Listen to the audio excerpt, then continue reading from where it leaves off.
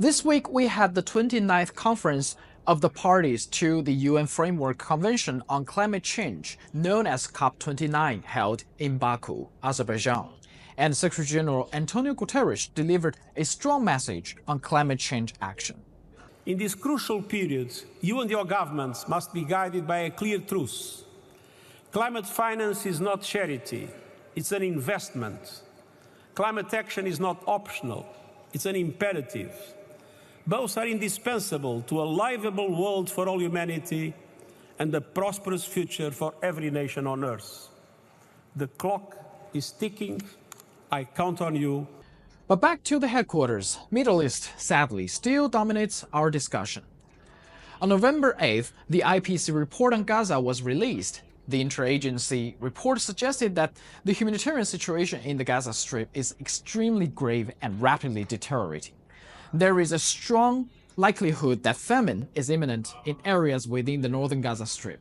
Immediate action within days, not weeks, is required from all actors who are directly taking part in the conflict or have influence on its conduct to avert and alleviate this catastrophic situation. So, Security Council had a meeting on this report, and here are how some member states react to this report. There is no excuse for the Israeli government's ongoing restrictions on humanitarian assistance. They fly in the face of Israel's public commitments. So let me be clear.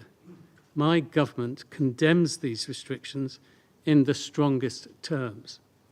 Israel, as the occupying power, must scrupulously comply with its legal obligations to ensure the well-being of the civilians in Gaza. It is illegal to deny the population sustenance and health care, and to take actions meant to physically destroy the population. Israel must allow immediate, unimpeded access for the delivery of adequate food, water, medical, and nutritional supplies into and throughout Gaza. The siege of northern Gaza must end. And Russian Ambassador Nebenzia claimed that U.S. political protection for Israel is why international community cannot stop the humanitarian disaster in Gaza. Если бы Западный Иерусалим был готов к договоренности, он бы на нее давно пошел, а не выдвигал бы все новые условия, а израильские официальные лица на всех уровнях не говорили бы о намерении покончить с Хамас раз и навсегда. Скажем прямо, наши американские коллеги сознательно водили нас всех за нос, выигрывая для Израиля время для реализации его планов по истреблению как можно большего числа палестинцев в Газе и превращению этой территории в абсолютно непригодную для жизни зону. Пришло время действовать. The Palestinian permanent observer Mansour challenged Israel to allow international media entering Gaza to see the situation through their own eyes. But Israel will not, because it knows that what the international media will report will provoke a moral and political earthquake. They come and lie to the media and the stakeout outside, but they refuse to allow the media to go and report for itself the facts. An Israeli ambassador criticized some agencies with the agenda to bash Israel not to do their jobs. As we have seen before, there are agencies whose focus is bashing Israel, and there are agencies dedicated to real humanitarian work. This Council has a responsibility to make that distinction and focus on enhancing those agencies committed to genuine aid, not those invested in spreading lies. With all these comments, Knesset Bill's persona non grata status of Secretary General, is the UN the eighth front of Israel's war now? I asked Ambassador Danoon of Israel. You said that Israel is now having wars at 7 fronts. Do you consider the UN the eighth front? Absolutely not. We are a member state of the UN. We collaborate with many UN agencies. We are proud of our contribution to many fields, but we are at war. We are at war. We will win this war. We have no other choice. Now back to UNRWA.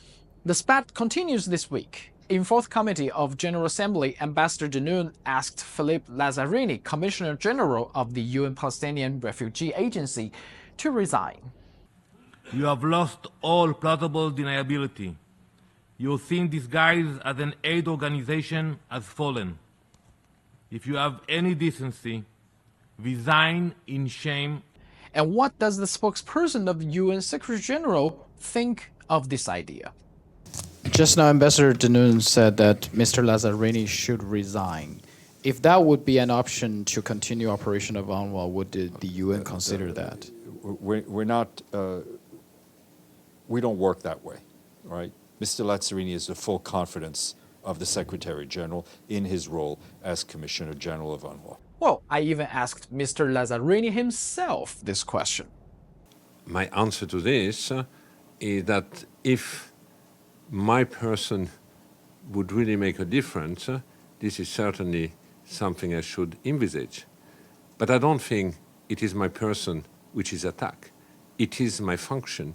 It is a Commissioner General which is primarily targeted today, and it is a part of this broader campaign to delegitimize the agency and UNRWA. Mr. Lazzarini told us the goal to dismantle UNRWA has always been a political one. And why is that? You said the request from Israel to dismantle UNRWA, it's a political motivation. It's political motivated. It's not really humanitarian or other things. So can you remind us what's the importance of UNRWA politically speaking, and why Israel wants to dismantle UNRWA politically speaking? The objective is to strip the Palestinian from the refugee status, and also to unilaterally change the parameters for a political solution. It's a way to undermine the future aspiration of the Palestinian for self-determination. It's a way to undermine and to bury once for all the two-state solution.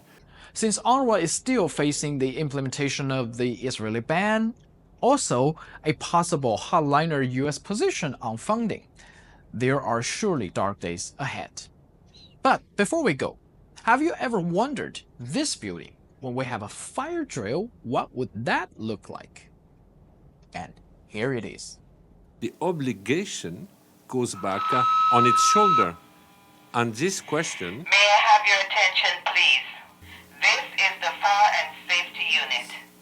The Fire and Safety Unit is conducting a fire drill for your floor. Okay. So I don't believe in conspiracy theory, but... Well, that's all from me. 哦嘿，你居然看完了，那就关注我的频道，一起来了解联合国吧。